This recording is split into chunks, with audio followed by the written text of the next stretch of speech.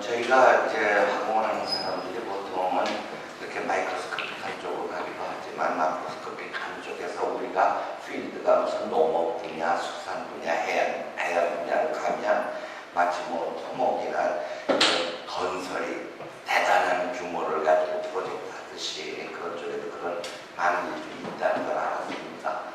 그래서 제가 한 것은 하여튼 뭐 비닐봉다리에다가 뭘 쌌는데 과일이 오랫동안 가려면 어떻게 해야 되겠느냐, 그걸 하기 위해서 Freshness Keeping Package라는 것을 만드는 과정 중에서 이제 내가 만드는 비닐봉다리가 호흡을 어떻게 하느냐는 걸 시뮬레이션을 해보고 파라미터를 구해서 그럼 어떤 재료를 얼마를 넣으면 그게 호흡 조절이 돼서 양파가 오래가고 배가 오래가느냐는 가장 기본적인 수학적인 어프로치를 했습니다.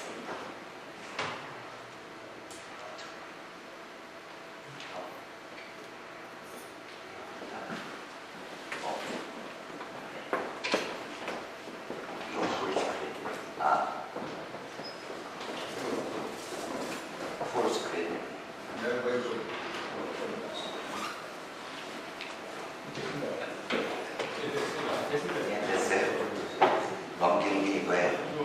이거? 요거?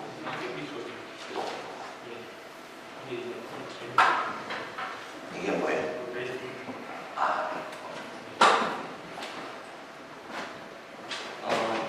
이게 인트로덕션은 다 했고 또 좋은 맛일까봐 빨리 해야 되겠네. 이 얘기를 보면은 이런 겁니다. 비닐봉다리를 하나 만들었어요. 그런데 이게 추석 후에 배가 많이 나오면 다음에 또 소요할 때까지 창고에 두어야 돼요. 지금은 그냥 갖다가 싸서 봉다리채로 넣거나 하는데 이걸 비닐봉다리에다 싸서 잘 두면 오래 가는 거예요. 아주 맛이 점점 좋아지고. 그렇다면 이것이 오래 가려면 그림상에는 요 밖에는 창고다, 안에는 과일이 있고 비닐봉다리가 이 안에 있는 상자다, 이런 이야기입니다. 이것을 안에서 이게 이제 과일 이제 모델이 무슨 배를 했는데 배가 숨을 쉬어서 이산화탄소가 나오는데 이게 이제 폴리사카라이드가 글루코즈 되는 과정을 거쳐서 다시 이게 CO2가 되는 거예요. 그러니까 이 CO2가 되는데 이 CO2가 나오면은 이게 뭘로 되느냐면은 에틸렌으로 변해서 배가 물렁물렁해지는 겁니다. 그래서 맛이 없어지고, 그러니까 이게 목적은 우리가 이런 패키징 필름을 만든다고 하면은 CO2를 잘 내보내고 또 산소는 좀 많이만 있으면 이게 상당히 신선도가 오래 가요. 사실은 이건 이런 얘기만 하려고 합니다만은 이거는 이렇게 만든 필름을 가지고 뭐 파라든지 토마토라든지 또는 버섯이라든지 이런 것들을 해보면 뭐 열흘 만에 상하려고 하던 것들이 한 달 이상 상온에서 유지됩니다. 그래서 이제 그런 재료를 만들기 위해서 수학적인 모델을 세웠습니다.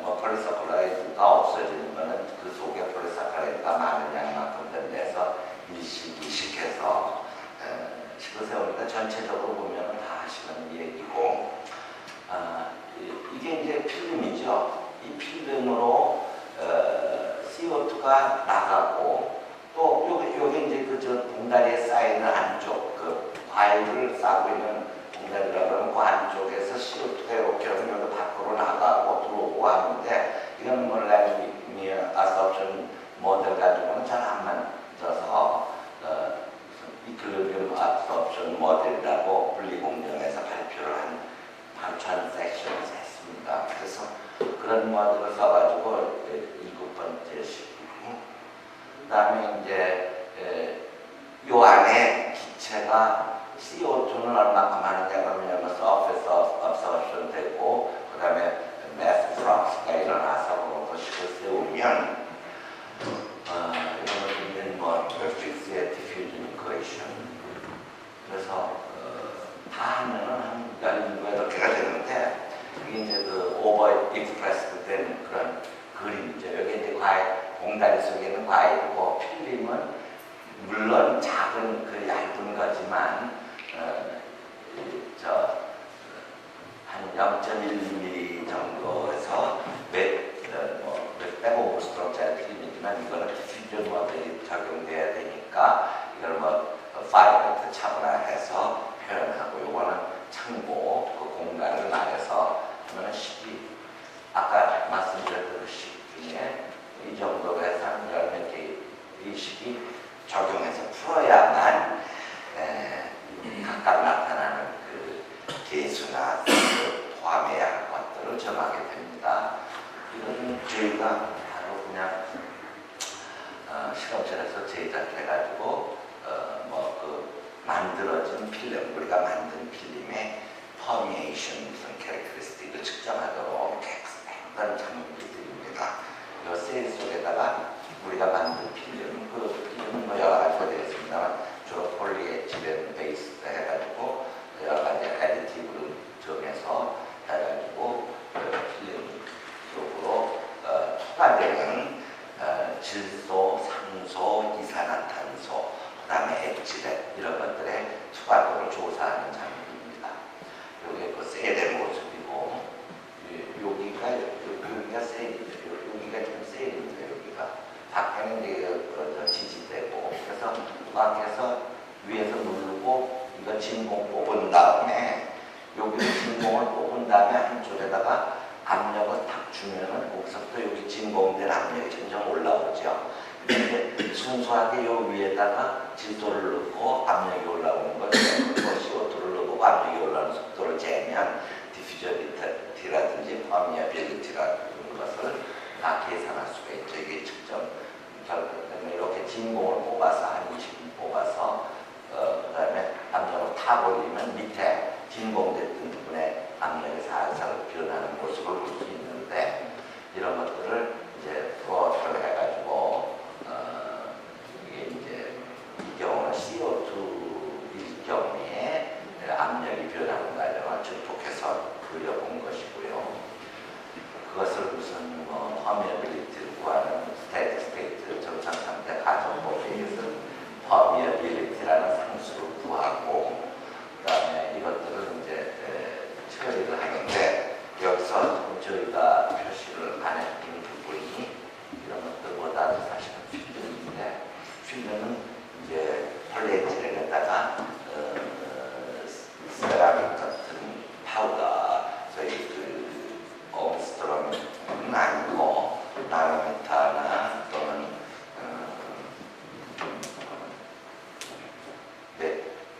100나노미터 정도의 파우더를 해서 거기다가 인클루전 시키는 거죠. 그러면은 이와 같은 결과가 나오는데, 이건 뭐냐면은 질소가 이제 RNA 스토어를 해가지고 액티베이션 에너지를 구하기 위해서 한 건데, 온도가 이쪽으로 가면 이게 T분의 1이니까 커지면은 이게 온도가 줄어든 거죠. 퍼미어빌리티가 온도에 따라서 즉 선형적으로 증가하고, 여기 있는 C0, C6, A6는 재료로 달리한 것들입니다. 그래서 재료로 달리한 것들이 질소에 대해서는 퍼미어빌리티가 이리 보면은 까만색에서부터 저쪽 그 별표 있는 데까지 A630 이거 보면은 X표로 돼서 이렇게 점점 증가하는 모습이 있습니다.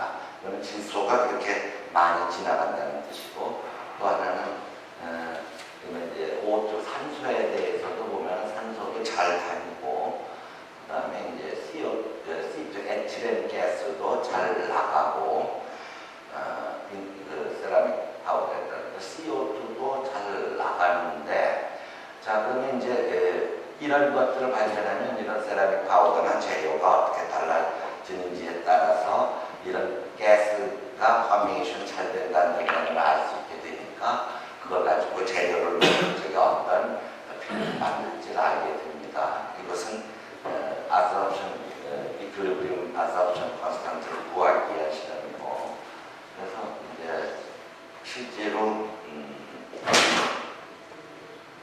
이 수학적인 모델이 맞는지를 검증하는 과정입니다. 이 과정들을 제가 사실은 잘 설명드려야 되는데 나중에 혹시라도 기회가 있으면 들어보시면 대강 설명드리고 지금 20분 안에 끝나니까 잠시 쉽게만 보게 되는데 결과적으로 보면은 엣지는 포메이션이나 이런 것들이 이거 이제 간단히 말씀드리면 AC0는 그냥 로우 덴시티 폴리에틸렌입니다. 두께가 얼마짜리인지 기억이 잘 안 나는데 그 다음에 AC1은 세라믹이 조금 들은 거, AC2는 세라믹 파우더가 조금 많이 들은 거, 그 다음에 세라믹 파우더의 함량을 늘리면 녹는 양도 늘어나고 이 들어간 광탄도 늘어난다. 이건 뭐 당연한 결과겠죠. 이게 다 특징이니까 그것들이 폴리에틸렌 속에 있다고 생각하면 저런 양들은 늘어나는 것이죠. 그 다음에 이제 글루코즈를 직접 그 공간에서 글루코즈 농도도 재고 에틸렌 농도도 재야 되겠죠. 이제 배를 넣고 실제로 실험을 하면은 결과가 이게 글루코즈 이거는 이제 과일 가지고 분석한 거죠. 과일 속에 글루코즈가 처음에는 밀리그램 per 밀리리터 이게 한 밀리리터 만들었습니다. 10mg 있던 놈이 조금 더 늘어나서 폴리사카라이드보다 글루코즈가 변하니까 한 주일 지났을 때, 두 주일 지났을 때, 세 주일 지났을 때 이런 실험 데이터를 과일 가지고 해보고 그 다음에 CO2에 대한 데이터는 없네요. 여기 뒤에 나오는군요. 그 다음에 아까 세웠던 10몇 개에 대해서 파라미터를 구하기 위한 프로그램을 짜서 이것이 CO2 함량과 O2가 어떻게 변하는지를 지금 나타내는 그래프입니다. 그러니까 포장재 속에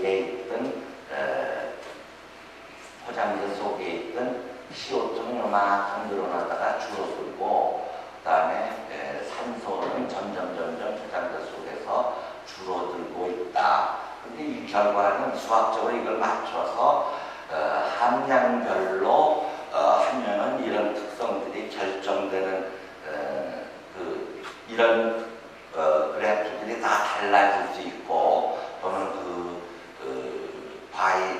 과실의 종류에 따라서 달라질 수 있으니까 오랫동안 저장할 수 있는 방법을 우리가 제시할 수 있다라는 결론이 되겠습니다.